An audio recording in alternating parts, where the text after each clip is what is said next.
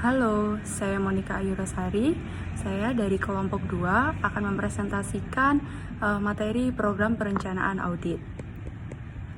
Proses perencanaan audit meliputi semua kegiatan yang berhubungan dengan penyeleksian audite, persiapan penugasan yang terdiri dari pengembangan rencana, penjadwalan audit internal, penetapan lingkup, tujuan audit, waktu pelaksanaan, dan bentuk prosedur secara mendetail, serta survei pendahuluan.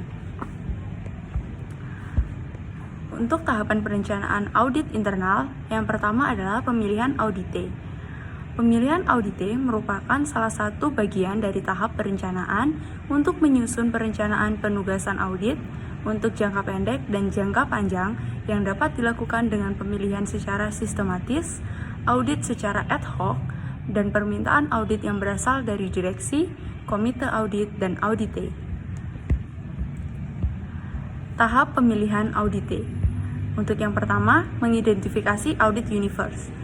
Audit universe sendiri merupakan kumpulan dari semua auditable unit, yaitu unit yang layak menjadi audite tersendiri. Contohnya seperti kegiatan, bagian, divisi, instansi, atau proyek audit. Yang kedua, menetapkan faktor risiko dan skala prioritas. Setelah audit universe dirumuskan, selanjutnya auditor harus menempuh langkah dalam menetapkan faktor risiko. Faktor risiko yang utama ada 9, yaitu kecukupan sistem pengendalian internal, sifat transaksi, jangka waktu penerapan sistem pengendalian internal, sifat lingkungan operasional, keamanan sumber informasi secara fisik, kecukupan pengendalian dan audit secara langsung oleh manajemen, hasil audit dan kebijakan-kebijakan manajemen terdahulu, ketersediaan sumber daya manusia, dan pandangan dari manajemen. Yang ketiga, pemberian skor dan peringkat. Selanjutnya, pada tahap pemberian skor, auditable unit diberikan skor skala antara 1 sampai 5, di mana angka 1 menunjukkan risiko paling rendah, sedangkan angka 5 menunjukkan risiko yang paling tinggi. Yang keempat yaitu pemilihan audite. Untuk penentuan rencana dan jadwal audit didasarkan pada penyesuaian peringkat auditable unit dengan sumber daya audit yang tersedia. Assalamualaikum warahmatullahi wabarakatuh. Perkenalkan, nama saya Andreas Roy Farande dari kelompok 2 akan mempresentasikan tentang tahap perencanaan audit internal. Persiapan penugasan audit pada tahap ini dimulai dengan penunjukan tim yang akan terlibat dalam suatu penugasan oleh SKAI dan tujuan agar tim yang akan melaksanakan tugas mempunyai payung hukum yang kuat bahwa tim tersebut melakukan audit atas perintah dari atasan dan bukan karena kepentingan pribadi. Langkah-langkah persiapan penugasan audit. 1. Penerbitan surat tugas. Fungsi pokok surat tugas ini adalah pemberitahuan kepada audit bahwa akan dilaksanakan penugasan audit di unit tersebut. Isi dari surat tugas adalah dasar audit, tujuan audit, ruang lingkup audit, periode audit, waktu pelaksanaan audit, susunan tim. 2. Koordinasi dengan auditor lain. Koordinasi atau kerjasama audit akan sangat bermanfaat bagi semua pihak karena dapat menghindari penugasan audit yang ditumpang tindih. 3. Pemberitahuan kepada audit. Komunikasi berperan penting agar proses audit dapat berjalan dengan efektif tanpa mengganggu aktivitas reguler audit dalam melaksanakan kegiatan operasional. 4. Pengumpulan informasi umum. 5. Penyusunan rencana penugasan. 6. Persiapan program audit. Tahap perencanaan audit internal. Survei pendahuluan.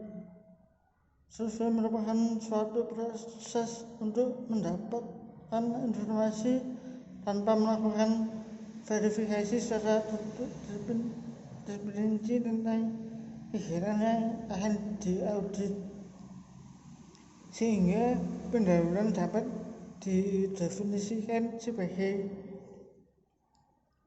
aktivitas untuk memperoleh gambaran mengenai fungsi yang akan diaudit dengan tujuan untuk mendapat pemahaman aktivitas dari audit, risiko yang akan pantauan awal sebelum melakukan pekerjaan lapangan lebih rinci. Langkah-langkah survei pendahuluan. 1. Studi awal. 2. Pertemuan pendahuluan. 3. Pengumpulan informasi rinci. 4. Penilaian risiko. Tahap pekerjaan lapangan. 1. Pertemuan awal. Dalam pertemuan ini audit mengidentifikasi bidang yang menjadi perhatian khusus yang harus dipahami. 2. Penguji transaksi. Tujuan dari penguji adalah agar auditor dapat menilai pengendalian internal berjalan dengan efektif melalui pengujian pengendali dan pengajaran substantif. 3. Komunikasi auditor. Auditor akan membahas temuan signifikan dengan audit.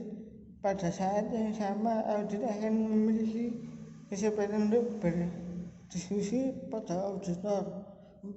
Pertemuan akhir. Pertemuan memberikan kesempatan kepada kedua belah pihak untuk menyampaikan rekomendasi yang paling layak dan untuk menghindari tujuan selama fase penyampaian laporan. Evaluasi. Evaluasi merupakan tahap yang paling penting dalam setiap penugasan audit karena memberikan kesempatan bagi auditor untuk menerapkan aktivitas profesional secara maksimal.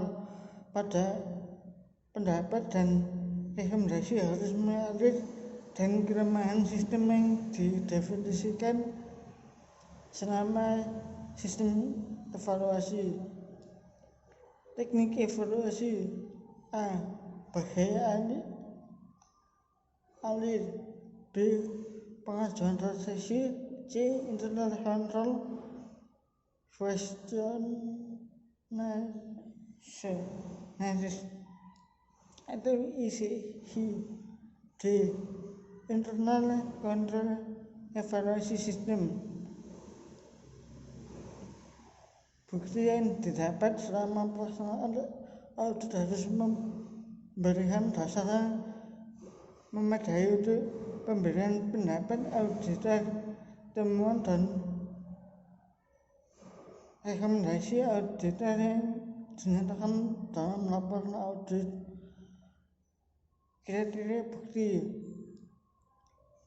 Cukup artinya jumlah bukti audit yang menggambarkan keseluruhan kondisi yang dipersalahkan. Cukup relevan artinya bukti berhubungan langsung dengan tujuan dan hidup audit yang dijalankan. Andal. Artinya bukti yang diperoleh harus akurat, dapat diperoleh tidak bias, dan jika memungkinkan bukti tersebut diperoleh dari pihak ketiga atau diperoleh langsung dari auditor. Klarifikasi bukti audit berdasarkan sumber. 1. Bukti internal. 2. Bukti internal eksternal. 3. Bukti eksternal internal. 4. Bukti eksternal. Tipe bukti audit. 1. Struktur pengendali internal. 2. Bukti fisik dokumen. 4. Bukti keterangan. 5. Bukti analisis. Oke, saya melanjutkan presentasi dari Diaratri. Tipe bukti audit. Yang pertama, struktur pengendalian intern atau SPI. 2. Bukti fisik. 3. Bukti dokumen. 4. Bukti keterangan. 5. Bukti analisis. Teknik pengujian. Yang pertama, wawancara, pengujian audit, seleksi, pertanyaan, inspeksi, diagram, pemodelan, observasi, konfirmasi, analisis, vouching, tracing, dan yang terakhir scanning. Working papers atau WP atau kertas kerja audit. Fungsinya, WP adalah pendukung laporan audit, juga sebagai sarana dalam membantu proses perencanaan, pelaksanaan, dan pemantauan supervisi hasil audit. Penyusunan dan dokumentasi. Rapi, sistematis, penyimpanan working papers. Penyusunan kertas kerja audit. Penyusunan dokumentasi kertas kerja audit harus lengkap dan jelas, rapi, sistematis. Pengamanan atas KKA harus memadai dan informatif. Review kertas kerja audit. Review atas kertas kerja audit yang harus memastikan adanya proses supervisi untuk meyakini bahwa KKA mendukung hasil audit. Memastikan bahwa proses komunikasi dalam audit berjalan sesuai dengan standar. Memastikan bahwa prosedur standar dan mandatori telah dijalankan. Memastikan bahwa informasi penanggung jawab penyusunan KKA beserta tanggalnya telah dicantumkan. Memastikan bahwa catatan hasil review hanya dapat dinyatakan selesai bila mana telah dapat terbukti dan verifikasi atas tindak lanjutnya. Memastikan bahwa proses supervisi telah dilakukan dengan segera setelah KKA diselesaikan dengan sesuai standar. Administrasi hasil audit.